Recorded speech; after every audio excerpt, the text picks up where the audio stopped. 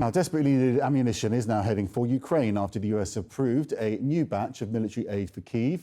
A senior US defense official says the ammunition has been pre-positioned in Europe and it's rapidly being shipped to Ukraine.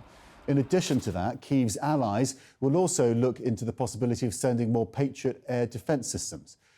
The official says the topic will be discussed at Friday's virtual meeting of the Ukraine Contact Group. The group includes more than 50 countries which are supplying military aid to Kyiv. CNN's Melissa Bell is live for us in Paris with more.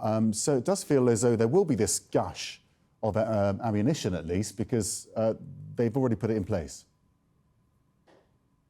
That's right, that it's already begun. What the Pentagon are saying, Max, is that it is significant amounts of ammunition that are moving at a very fast pace, as you say, because part of those stockpiles were pre-positioned in the EU. And of course, this follows the unblocking after all these many months of this significant tranche of American military aid, 61 billion, the latest package to be approved. But there's also the 1.5 billion that's just been released by the European Union as part of that 50 billion euro package that had been announced and agreed upon by the EU just a few months ago. So a significant boost to Ukraine on the front lines is to be organized and has begun already. And of course, this meeting of the Ukraine Defense Contact Group, which will mark a significant anniversary. The meeting will commemorate the 2-year anniversary of the first contact group following Russia's unprovoked invasion of Ukraine in February 2022. Over the past 2 years, the contact group has shown its unity and resolve, as evidenced by the continuing support and donations made by our international partners and allies.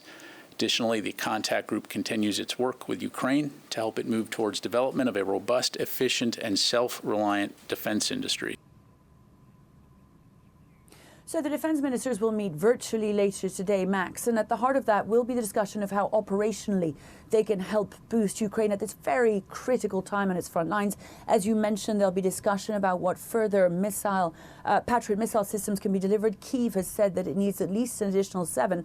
But as part of that discussion, but also the latest tranches of aid, you're likely to see the focus not just on air defence that Ukraine says is so critical to its ongoing defence, and indeed its hope of turning back the momentum of the war of the last few weeks, but also long-range missiles and, of course, artillery. Just on long-range missiles, first, Max, what we've heard from the United States over the last couple of days is that, in fact, the delivery of the longer-range ATACMS missiles that are launched from the HIMARS have already been making their way to Ukraine as part of a deal that was signed in March.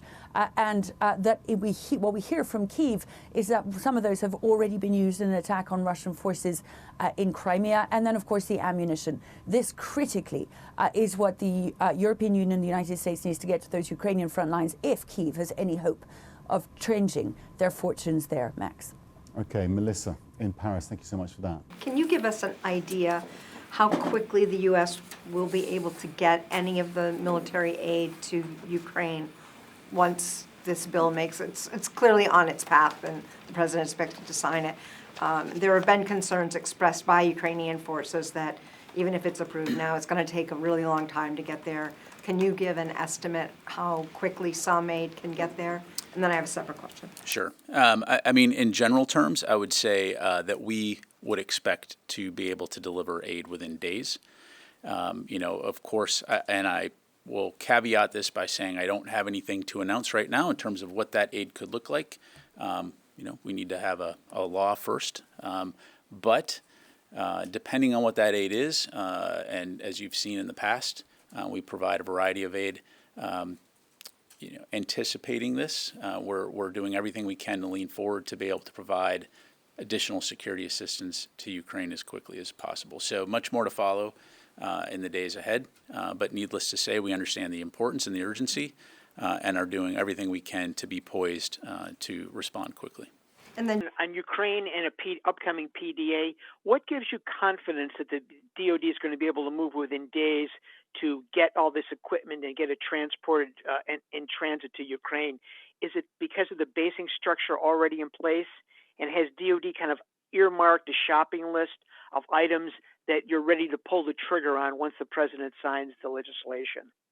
Yeah, thanks, Tony. Well, as you've been following, thanks to organizations like the Security Assistance Group Ukraine, and plus our efforts with international allies and partners, we have created a very robust logistics network to enable the delivery of aid into Ukraine.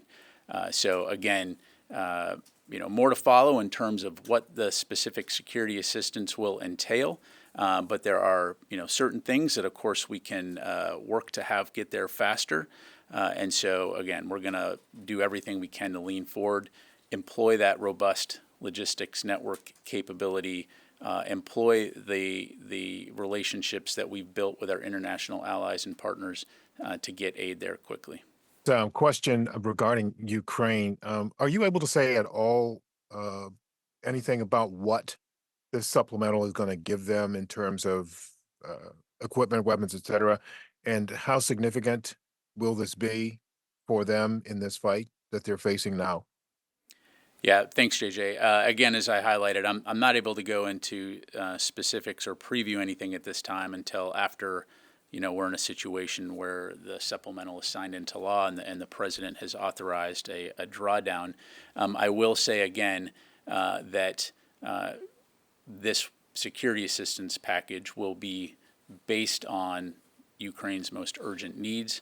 Again, without getting into details, I think it's a good assumption to expect that it'll include air defense capabilities as well as artillery ammunition. But we're going to continue, as we've done from the very beginning, to stay in close contact with Ukraine, with our international allies and partners, to ensure that we understand what they need the most right now, to be able to rush that to them. So much more to follow.